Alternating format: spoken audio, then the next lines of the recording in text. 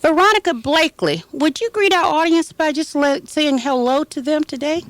Hello to those of you out there live streaming or listening on the radio to 1590 for Princess Denise and her show. Thank you.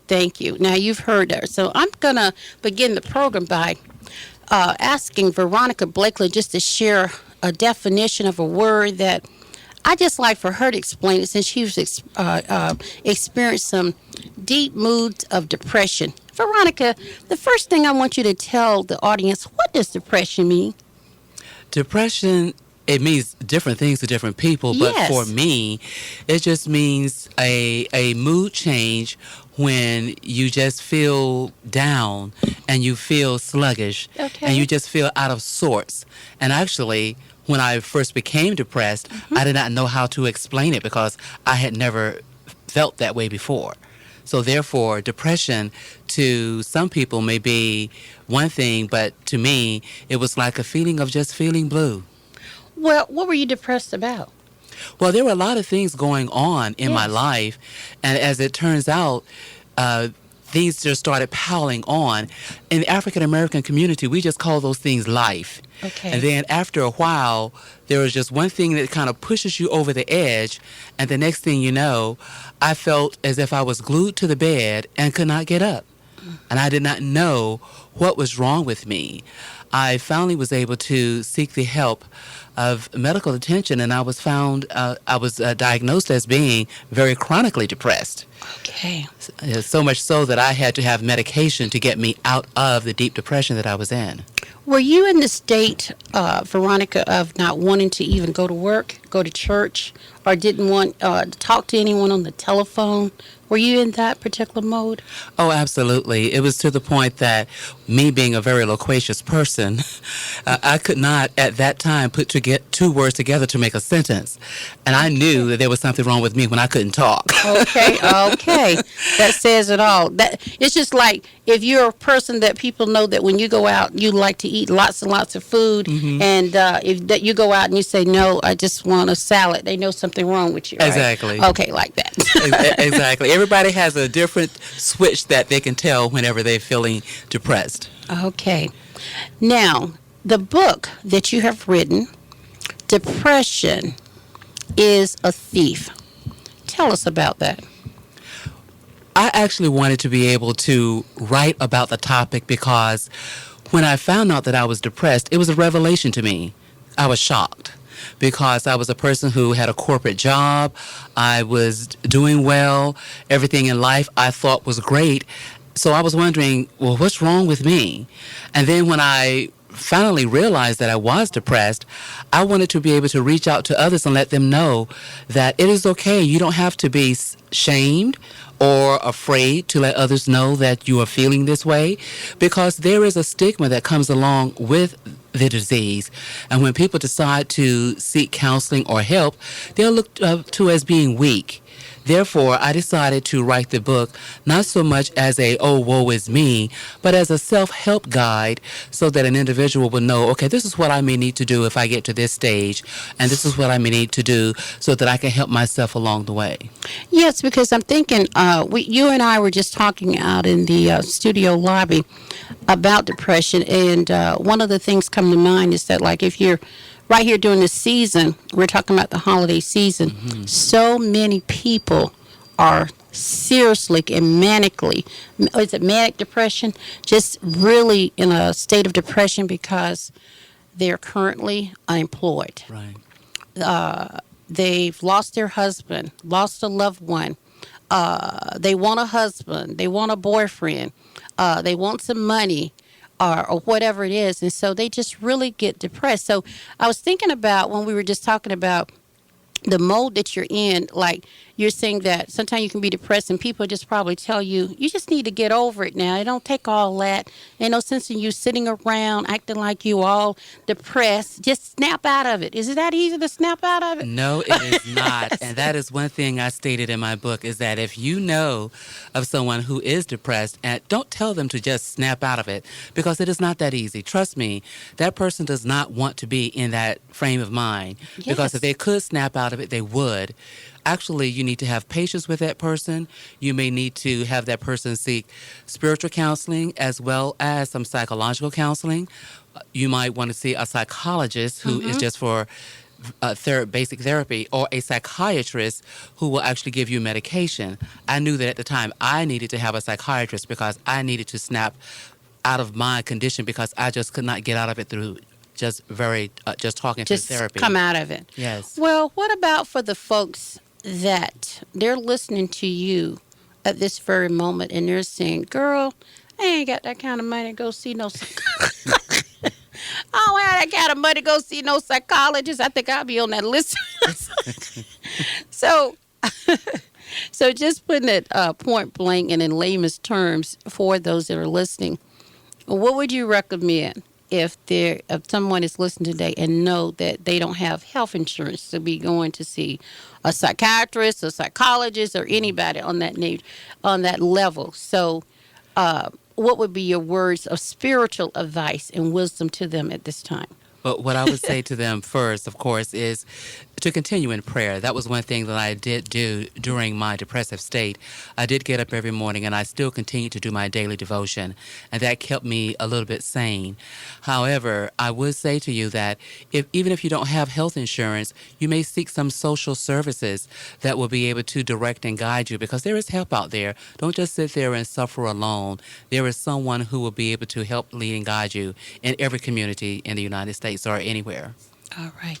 See, that sounds good, because we know no matter what we're going through, never ever give up, and we need to believe the Word of God. We need to read the Word of God.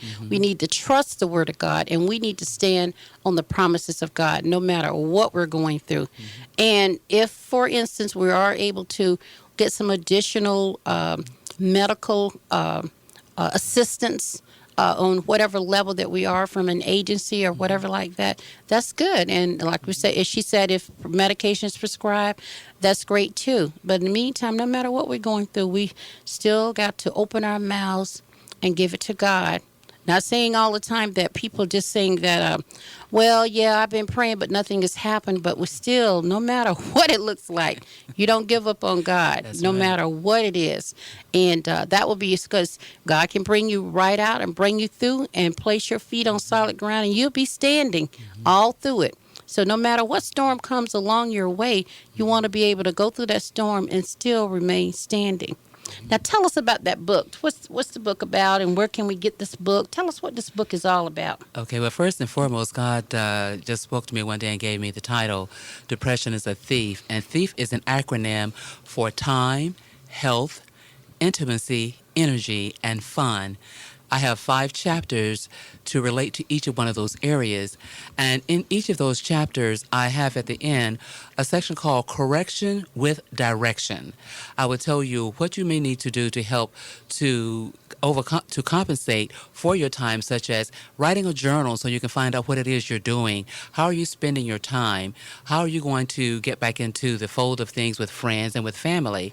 Also about energy, what you can do as far as taking just a 10-minute walk per day until you're able to get up to maybe 30 minutes, because it is stated that exercise can actually help to diminish your feelings of depression. Okay. Also, to make sure that you decide to have some fun, because when you are depressed, you really don't know that you're not having fun. Until somebody said to me, "Why aren't you smiling?" Well, I did not know I was not smiling. So I had to make a conscious effort to actually smile. But go out and make sure you do something. I don't care if it's out there in a park and you just have to get on a swing and swing like you did when you were a kid. If that's what's going to make you happy today, then do that. So my suggestion is just to go to my website, which is depressionisathief.com. There's a lot of information there for you, statistical information. There are videos, as well as means by which to purchase the book, which is an ebook and also in paperback. All right. And even though Veronica's going to share some additional information for you, we want to just also let the radio listeners know out there, if you have a question for Veronica, we have about 10 minutes on the air. Pretty much so. You can call in today, 727-864-1600. If you have a brief question for her that maybe she can answer for you while we're on the air today, we want to put that out there. But she's going to continue telling you more about the self-help guide that she has in this book to help those that are going through a very troubling time right now of depression and just don't know what to do. So you can call in if you have a question for her. We welcome those calls. Okay, go ahead. Okay. Well, also, this is the cover of the book. I did not want to write a long, drawn-out, woe is me book because people don't want to read about someone else's depressive state. That would make them depressed. Okay. Therefore, I decided to take it in a different direction. I made very small chapters, again, that will be very easy to read, to tell you how you can help yourself, because when you're going through a moment of self-awareness, you have to put some effort in it yourself. You cannot just have family, friends, or maybe the doctor or the pastor to be the only ones putting in the effort. You have to put in the effort also. Okay, all and right. This is a page like I have with at the end of each chapter, correction with direction, to give you some suggestions. Now, these are things that I'm only suggesting basically that helped me. You may find one or two that work for you, or you might find others that work better for you. And at the end of each chapter, you will be able to get that information. And again, on my website, you will be able to find some actual tests, which is by Psychology Today, so that you can click on it, and it's very private. They don't ask for any information about you to see whether or not you are depressed, because there are some people who don't know that they are depressed. And when you find that out, you say, wow, I just thought I was feeling sad, or I thought I was just dealing with life. Well, and you know what? It's okay. You are not alone. It's nothing to be ashamed about. What are some of the signs? Other than just wanting to stay in the bed and maybe not go exercise, and maybe trying to cut down on your eating, saying, I need to cut down anyway. So, generally you would have been trying to eat everything in the kitchen sink up there. But what are some of the symptoms or signs of depression? Some of the symptoms, for instance, emotional symptoms would be constant sadness, irritability, hopelessness, feeling worthless or guilty for no reason at all. You have a loss of interest in your favorite things. And then some of the physical symptoms are trouble sleeping. I had insomnia really bad. Okay. Low energy or fatigue. You're just tired all the time just for no reason. Significant weight gain. That was my issue. I gained a lot of weight. I miss my body. I'm still looking for it. And difficulty concentrating. When I could not concentrate on one particular subject, and I always was able to think clearly on my feet, that was also an indicator for me. Okay, yes. And one thing that is stated that each year, 17 million American adults experience clinical depression. And this is from psychologyinfo.com. So in other words, there are a lot of us out there that are suffering. And especially now when you talked about the current recession that we're in, many people not able to find work, or they have a loved one who might be overseas in the military, or they actually might have lost someone who was in the military or some other family member. That, of course, can take you into a deep depression. But please, I beg of you, don't sit there. Don't just squander in that feeling. Go and get the help that you need. Talk to someone who will actually be willing to listen to you, because there are some people who don't want to hear you talk about this. But make sure you find an accountability partner who would want to hear you talk this through so that you can get the help you need. Did you have someone to talk to? Oh, absolutely. Thank God for my friends. Okay. Great. There are some I could not They talk. had a good listening ear? Oh, absolutely, Okay. absolutely, and even now when I have a moment, because when you are going through a depressive state, you know when you are actually going to have a moment. It doesn't mean that just because you're on medication you will no longer ever be depressed. Whenever I get a moment, I get on that phone and call and say, "Girl, I need to tell you." And she just listens to me. She takes the time. She takes the time, and when she wants to talk to me, I take the time and listen to her. It's a wonderful thing. And by the end of getting all of that out, I wind up laughing, and it makes me feel better because I've gotten that weight off my chest. Were you able to find one friend, or did you have a couple of friends you could confide in? Because sometimes when we're going through stuff like this, we want to be very aware of who we're sharing information with, that they really understand I'm going through something, instead of listening to you and then they're on the phone the next minute calling somebody, girl, I just talked to Veronica. She is just a mess. She need to get her act together. So I'm just asking, is it because if we have one true friend, that's a jewel. So Right. I just want to know, did you have just one that you could just talk to That that is really? That is so ideal, Princess Denise, and I'm so glad you mentioned that because I had to go through a series of several people. However, at the time, I didn't know that that's what was happening. Mm-hmm. But then when I was able to find that friend who really understood and would hear me out each and every time, I knew that she was the one. So sometimes you may not find that family member or friend right away, Mm-hmm. but don't let that stop you from trying to get the help you need because you're going to have to get that out. And yes, maybe someone might share it with someone, but you know what? It might help somebody else. That's right.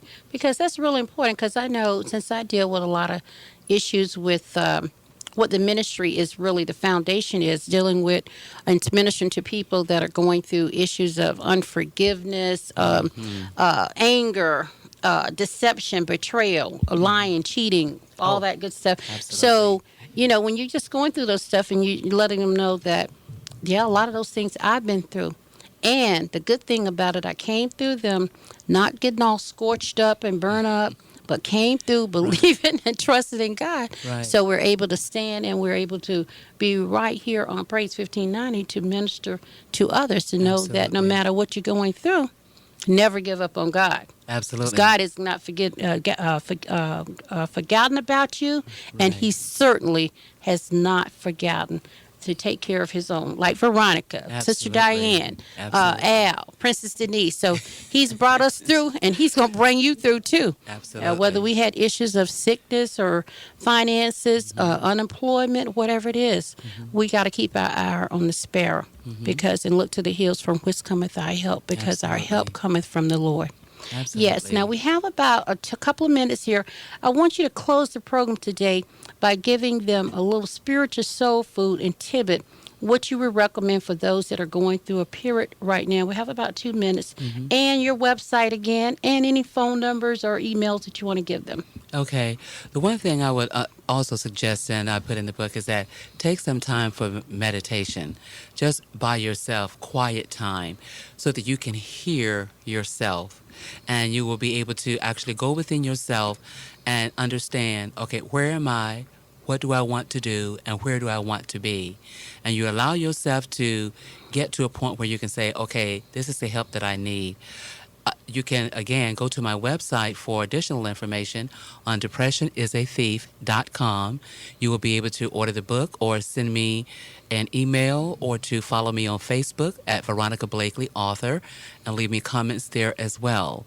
I am not a person who is a professional to say that I can help anyone directly. However, I do plan to start giving workshops starting next year, because I know that other people want to talk about this and share, and we can actually go through the book as a self-help guide so that I can give some help and correction with direction on how I was able to help myself, and therefore will be able to help others.